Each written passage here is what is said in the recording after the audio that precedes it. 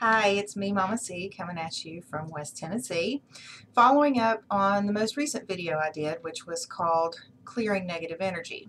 The next step after you clear that negative energy is bringing an aura of protection around you so that it doesn't come back. Now, eventually you'll have to clear again, when things happen or you get overwhelmed or whatever. But if you create that bubble of protection around you immediately after you clear away that negative energy, it helps slow that process. It bounces away a lot of things that might come at you, and keeps them from reaching your interior space. Now, that's kind of all part of having a magical household, is you want to keep it clear of negative energy. You want to keep a bubble of protection around it. And then there are other things that we'll talk about in later videos. But today we're going to talk about protection.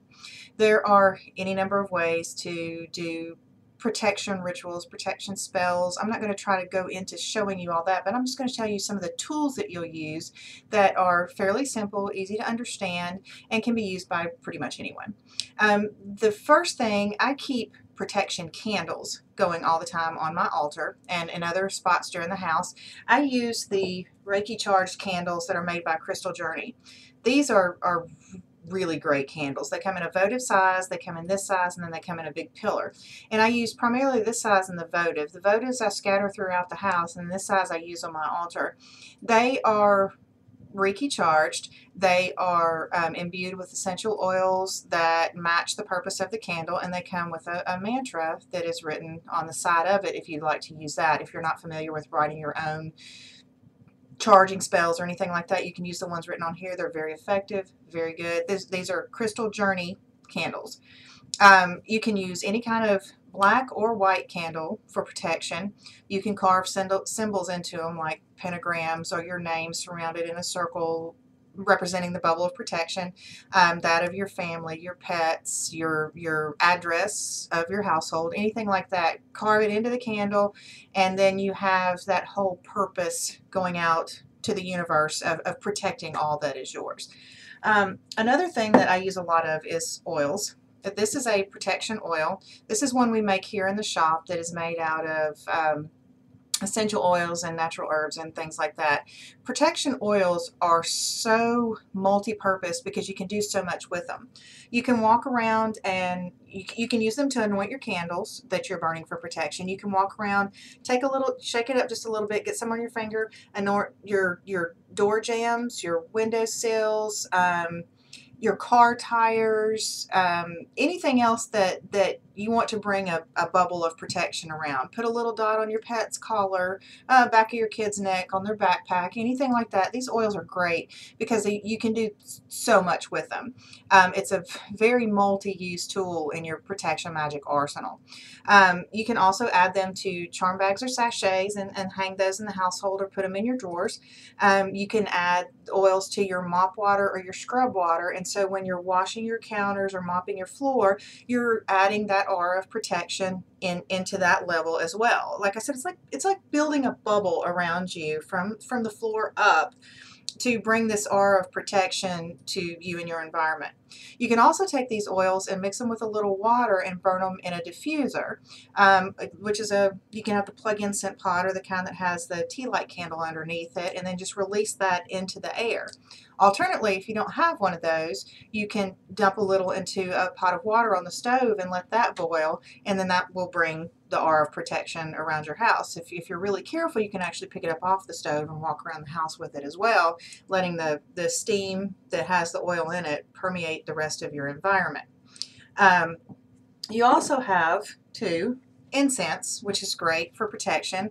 If you want to burn it periodically, like once a week or something like that, that would kind of help add to the bubble that you're putting around your environment. This one is a St. Michael, who is the patron saint of protection, the great flaming sword of protection, that comes from him. We also have protection incense made by Mama C. You can find any number of protection incenses on the market, and they should all be just fine. Just pick your favorite brand and use it, once a week or once a day or however often you feel you need to, in order to keep that aura of protection surrounding you. The other thing that you can use, and this is another one of my favorite tools, I have crystals all over the house. I have great big ones, I have little ones, I have crystal elephants, I have crystal skulls, I have crystal pyramids. But crystals, this is selenite, which is great for absorbing and deflecting negative energy. It's also really pretty. But these little pyramids like this, or little icebergs as we call them, are great to sit around in different spaces, especially if you don't want people to kind of know what they're for, because they're just really pretty and it doesn't look like a tool of witchcraft. It looks like a nice little decoration that you set around. If you're very well versed in crystal knowledge, you can build what's called a crystal grid. If you go and refer to the newsletter on my blog or my website that's on the Magical Household /protection, you will see a picture of a crystal grid with crystals in it that tells you where to place them according to crystal magic and feng shui principles that will tell you what part of the house governs what and what crystal to put there to help build that bubble of protection around you. Onyx, obsidian, selenite, there are a number of different ones that are really good for protection energy. You can also wear those as pendants, bracelets, earrings, whatever, to help bring an aura of protection to your body. You can also use hanging prisms, which I thought I had one around here. I guess I don't. A hanging prism looks sort of like a sun catcher or a moon catcher or a small wind chime that has crystals on it, and you can hang those in windows. You can hang them on the porch, the patio, even in the corner of your room, from your bedpost, things like that, because those bring a really good aura of protection to your environment. Charm bags. Making a protection charm bag is not difficult. The way that we do ours here, we make them here in the shop for cars and for home. We will decorate them on the outside with something particular, like I use a lot of rune magic and sigil magic on the charm bags, where I will bead a specific pattern into it that is used for protection, and then fill it with stones and herbs that are used for protection, and then just anoint it once a month or so with a protection oil to refresh the bag. You can hang those from your car rearview mirror. You can hang them in places in your house. You can stick them in your pillow. You can put them under your bed. If you have pets, don't do that though, because some of the herbs that are used for protection can be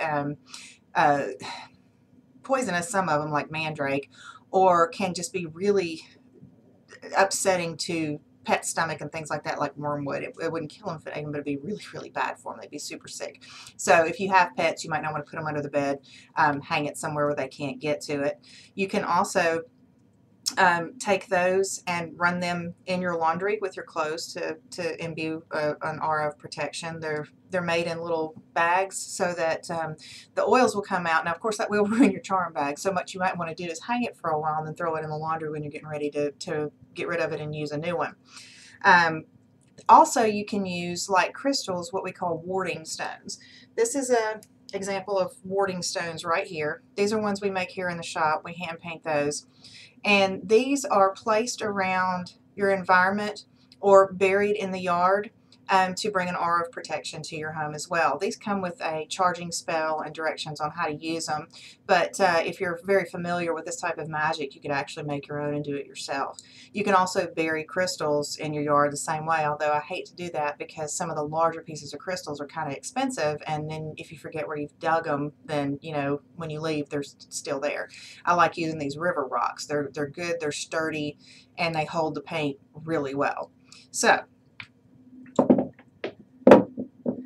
that is the basics of protection magic. So after you clear, you want to build that bubble of protection, which you want to refresh from time to time.